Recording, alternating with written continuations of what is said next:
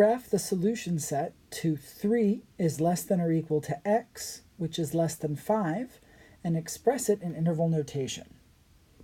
This is actually something that we've already seen in the graphing inequalities section, but I want to take a look at it because it's going to relate to some problems that we're going to work on in a little bit. This is also a compound inequality because it has two inequality symbols, so it's an inequality with multiple parts.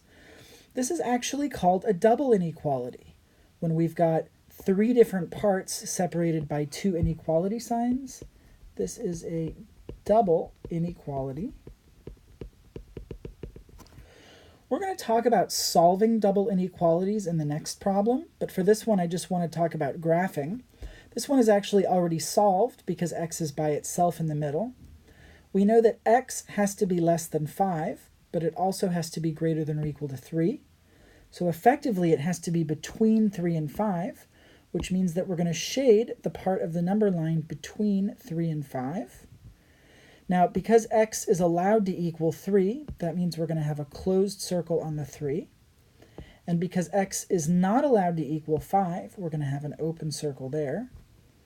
And when we put this in interval notation, this becomes bracket 3, comma 5 parenthesis.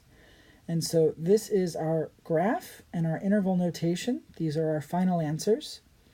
In subsequent problems, we're going to be doing the same thing, but we're also going to have to get x alone. X is not going to be isolated in those problems, so there's going to be a few extra steps.